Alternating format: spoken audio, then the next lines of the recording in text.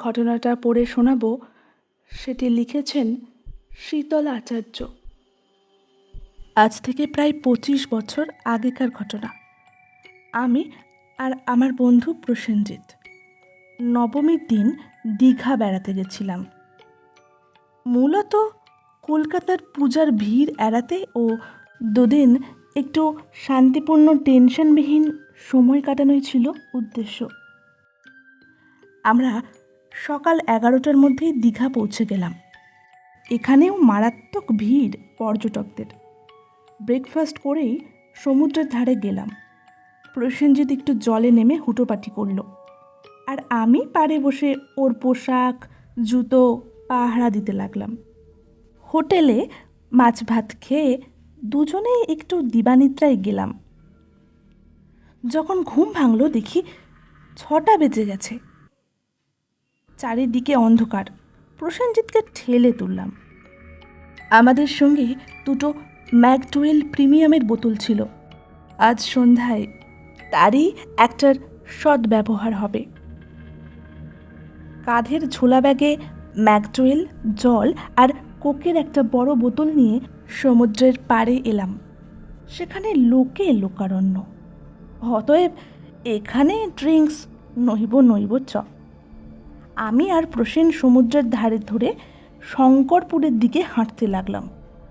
বেশ কিছুটা হাঁটার পর প্রায় যখন মোহনার কাছে এসে পড়েছি, একটা নির্জন স্থান দেখে থামলাম। জায়গাটা বেশ নির্জন, ধারে কাছে কোনো জনমনুষ্য নেই। পান করার পক্ষে উপযুক্ত রমণীয় স্থানই বটে। আমরা খবরের কাগজ পেতে উপাদানসমূহ সাজিয়ে বসলাম। দুজনের মুখেই বেশ খুশি খুশি ভাব। একটা করে পেগ মেরে দুজনেই সিগারেট ধরালাম। প্রসেন একটু কবি স্বভাবের। সুনীল গাঙ্গুলির সমুদ্র ও প্রেম নিয়ে একটা কবিতা আবৃত্তি করল।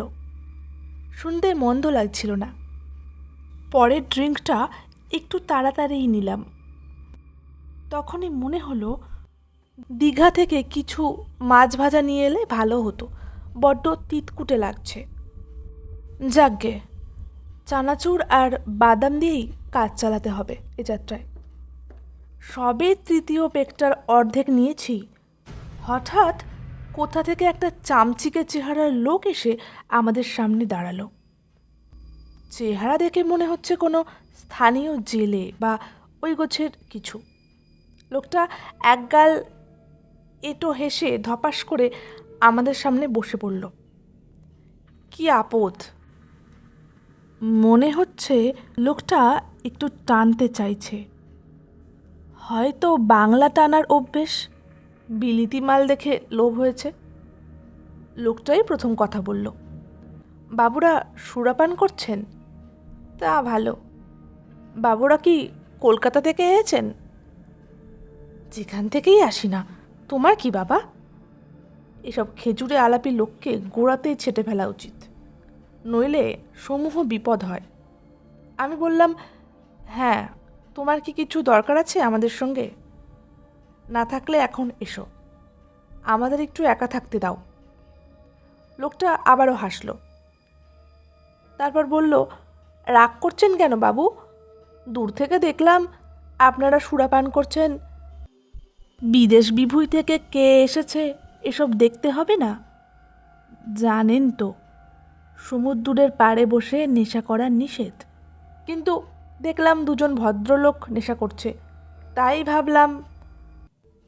বেটা, তাই ভাবলে একটু ফোকটে খাওয়া যাক। আমার অনুমানই তাহলে সঠিক। ইতিমধ্যে প্রসেনের থার্ড পেগটা কমপ্লিট হয়ে গেছিল। ও নিজেই পরের পেগটা গ্লাসে ঢালছিল। ওর বোধহয় একটু চড়ে গেছে। লোকটা হাঁ হাঁ করে উঠল, আরে এত দামি জিনিস বালিতে ফেলছেন, আমারে দেন, আমি ঢেলে দিই। বলেই কারো অনুমতির তোয়াক্কা না করে বোতলটা নিয়ে দুজনের গ্লাসে ঢেলে দিল। এবার প্রসেনই খুব রেগে গেল। লোকটাকে চেঁচিয়ে বলল, তোমার স্পর্ধা তো কম নয়। কোথাকার কে? জানা নেই শোনা নেই, আমাদের মদে হাত লাগাচ্ছ। বলি, মতলব কি তোমার? মাগনাই মদ খেতে চাও, তাই তো? লোকটা জিভ কেটে বলল, না বাবু, সেসব একদমই নয়। সুরাপান করি বটে, কিন্তু কাজের সময় নয়। আর 2 ঘন্টা পর জোয়ার আসবে, নৌকা নিয়ে মাছ ধরতে যাব। সমুদ্রে গেলে নেশা করে যাওয়া চলে না। তবে এত বক্তৃতা ঝাড়ছ কেন? লোকটা বিনয়ের অবতার। আবারও মিহি করে বলল, এইসব কড়া বিলিতি সুরার সঙ্গে মাছ ভাজা খাওয়া ভালো, কিন্তু আপনারা দেখছি চানাচুর বাদাম দিয়ে খাচ্ছেন, তাই তিতকুটে মদ গিলতে গিয়ে চোখ মুখ কুচকাচ্ছেন। বুঝতে পারছি, ভালো লাগছে না। প্রসেনজিৎ এবার খাপ্পা হয়ে লোকটাকে প্রায় মারতে গেল। তাই কাটা ঘায়ে নুনের ছিটা দিতে এসেছো না? দাও না, তুমি দীঘা থেকে মাছ ভাজা এনে পারবে? ভালোই ভালোই কাটবে না আড়ং ধোলাই দেব? মাছ খেতে চাইলে দীঘায় যাবার কি দরকার? আমার ঘরেই অনেক পমফ্রেট মাছ আছে, আজ সকালেই ধরেছি। আপনারা চাইলেই এক্ষুনি ভেজে এনে দিতে পারি। ও, তাহলে এই কথা। সকালে বিক্রি না হওয়া মাছগুলো আমাদের গছাতে চাইছে। ভেবে দেখলাম মন্দ নয়, মাছের জোগানে ড্রিঙ্কসের পরিপূর্ণ আনন্দ নেওয়া যাবে, আর লোকটার 2 পয়সা রোজগার হবে। এতক্ষণে লোকটার উপস্থিতির একটা যুক্তিগ্রাহ্য কারণ পাওয়া গেল। ওকে বললাম, যাও মাছ ভাজা নিয়ে এসো তাড়াতাড়ি। লোকটা এই যাবো আর আসবো বলে হনুমানের মতো লাফ মেরে অন্ধকারে অদৃশ্য হয়ে গেল। 5 মিনিটের মধ্যে লোকটা ফিরে এলো, সঙ্গে 1 থালা পমফ্রেট মাছ ভাজা। বাবা, লোকটা এত তাড়াতাড়ি মাছ ভাজলো কি করে? যাই হোক, একটা মাছ তুলে মুখে দিলাম। না, কাঁচা নয়, তেল হলুদ নুন দিয়ে দিব্যি কড়া করে ভেজেছে। প্রসেনকে বললাম, খা, ভালোই ভেজেছে। প্রসেন আশ্বস্ত হয়ে একটা মাছ মুখে দিল। মনে হয় ওরও খুব ভালো লেগেছিল মাছের টেস্ট। দেখলাম একটা দ্রুত শেষ করেই আর একটা মাছ হাতে নিল। তার মধ্যে 2টো ফুল পেগ ওর মারা হয়ে গেছিল। লোকটা সেভাবেই অনুগত ভঙ্গিতে আমাদের সামনেই বসেছিল। ওকে দেখে আমার একটু মায়া হলো।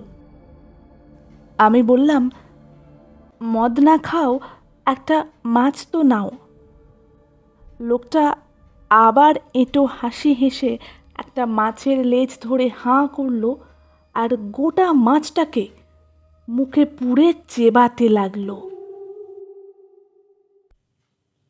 লোকটার দাঁতগুলো ভারী বিচ্ছিরি, সারা মুখ জিভে খয়েরের লাল দাগ, যেন মনে হচ্ছে এক্ষুনি রক্ত খেয়ে এসেছে। অস্বস্তি এড়াতে তাকে বললাম, খুব ভালো হয়েছে মাছ ভাজা, কত দিতে হবে বলো? লোকটা গাল নাড়া বন্ধ করে নিজের কান ধরে জিভ কেটে বলল, এগুলো আমার ধরা মাছ, আপনাদের ভালো লেগেছে তাই এনে দিলাম, দাম নিতে পারবো না। আচ্ছা বিপদ, দাম নেবে না? এদিকে প্রসেনের দেখি ভালোই নেশা হয়ে গেছে, বমি করে চলেছে। আমারও কোটা প্রায় কমপ্লিট। কে এত মাছ খাবে? লোকটাকে বললাম, আমরা আর পারছি না, বাকিটা তুমি খাও। লোকটা বলল, আপনি আর একটা নেন, বাকিটা না হয় আমি দেখছি। আমি ভদ্রতার খাতিরে একটা মাছ হাতে নিলাম। লোকটা টকাস টকাস করে বাকি 5টা মাছ ভাজা মেরে দিল। আরে লোকটা কি রাক্ষস নাকি? প্রসেনজিতের ইতিমধ্যে খুব নেশা হয়ে গেছে। ও বলল সমুদ্রে স্নান না করেও হোটেলে ফিরবে না। আমি ধমক দিয়ে নিবৃত্ত করার চেষ্টা করতেই ও পাল্টা চেঁচালো আমার ওপর। বলল, বেটা ভিতর ডিম, সাঁতার জানিস না, তাই এত সমুদ্রকে ভয়। ইতিমধ্যে লোকটা প্রসেনকে তোল্লাই দিতে লাগলো। চলুন বাবু, আপনাকে চান করিয়ে আনি, আমার সঙ্গে আসুন, কোনো ভয় নেই। আমি কিছু বলার আগেই লোকটা প্রসেনের একটা হাত নিজের কাঁধে তুলে নিল, আর একটা হাত দিয়ে ওর কোমরটা জড়িয়ে ধরল। প্রসেনও ওর ওপর ভর করে মাথা নিচু করে দিব্যি সমুদ্রের দিকে যেতে লাগলো। আমার চেঁচামেচি কেউ কানেই তুলল না। যখন ওরা প্রায় জলের কাছে গিয়ে পড়েছে তখন হঠাৎই আমার মাথায় একটা ভাবনা স্পার্ক দিয়ে উঠল। আরে, লোকটা শয়তান নয় তো? লোকটার দাঁতগুলো রাক্ষসের মতো। 5 মিনিটের মধ্যে গ্রাম থেকে মাছ ভেজে আনে। কথাটা মাথায় আসতেই আমি উঠে দাঁড়ালাম। পাশে পড়ে থাকা একটা মোটা ঝাউয়ের ডান্ডা হাতে তুলে নিয়ে দৌড়াতে লাগলাম ওদের লক্ষ্য করে। যখন সমুদ্রের ধারে এসে পৌঁছালাম তখন ওরা কোমর জলে নেমে গেছে। সমুদ্রের ঢেউ ওদেরকে নাচাচ্ছে, ডোবাচ্ছে, ভাসাচ্ছে। সবিস্ময়ে লক্ষ্য করলাম লোকটা প্রসেনের মাথাটা জলের ভিতর চেপে ধরেছে, আর প্রসেন প্রাণপণ চেষ্টা করছে জলের উপর মাথা তুলতে, কিন্তু পারছে না। আমি দৌড়ে জলে নামলাম। তারপর খুব দ্রুত চলে এলাম ওদের কাছে। হাতের ঝাউ ডালটা দিয়ে সজোরে লোকটার মাথায় মারলাম এক ঘা। পচা কুমড়োর মতো লোকটার মাথা গুঁড়িয়ে গেল। লোকটা পড়ে জলে ডুবে গেল। আমি প্রসেনের জামার কলার ধরে হিড় হিড় করে তাকে টেনে তুললাম পাড়ে। জল টল খেয়ে ওর নেশা ইতিমধ্যে ছুটে গেছিল। তাই ওকে যখন বললাম চল পালাই, লোকটা একটা ভূত, ও 1 সেকেন্ডও সময় নিল না। আমরা দীঘা অভিমুখে লক্ষ্য করে ছুটতে লাগলাম। ইতিমধ্যে লোকটা জল থেকে উঠে এসেছে, তার অর্ধেক মাথা নেই। কি বীভৎস দেখাচ্ছে তাকে। লোকটা মুখে জন্তুর মতো শব্দ করতে করতে আমাদের তাড়া করেছে। তার শিকার হাত থেকে ফসকেছে এই আক্রোশে। ক্রমশ আমাদের মধ্যে দূরত্ব কমতে লাগলো। লোকটা যে কোনো মুহূর্তে আমাদের ধরে ফেলবে। হঠাৎই কেয়া গাছের একটা শিকড়ে পা জড়িয়ে পড়ে গেলাম। তারপর আর কিছু মনে নেই। যখন হুঁশ এলো দেখি আমাকে ঘিরে অনেক মানুষের ভিড়। আমাকে প্রসেন জিজ্ঞাসা করলো, কী রে, ঠিক আছিস তো? পরে ওর কাছে জেনেছি আমি পড়ে যাবার পর ভূতটা আমাদের একদম কাছে এসে পড়েছিল। ঠিক সেই সময় একদল জেলে কাছেই ছিল। প্রসেনের চিৎকার চেঁচামেচি শুনে ওরা দৌড়ে আসে আর প্রেতটা তাতেই পালিয়ে যায়। ওরা প্রসেনকে বলেছে ভূতটা একজন স্থানীয় লোক, সে একা একা মাছ ধরত। একবার মাছ ধরে ফেরার সময় প্রবল ঝড়ে নৌকাডুবি হয়ে লোকটা মারা যায়, আর তারপর থেকেই ওর প্রেতাত্মা কোনো অসহায় ট্যুরিস্ট পেলে তার ক্ষতি করার চেষ্টা করে, যেমন আজ আমাদের করেছিল। যাই হোক, পরের দিন সকালেই প্রথম বাস ধরে কলকাতায় ফিরে এলাম। মাথায় থাক দীঘায় পুজোর ছুটি কাটানো। সত্যি খুবই ভয়ঙ্কর একটা ঘটনা।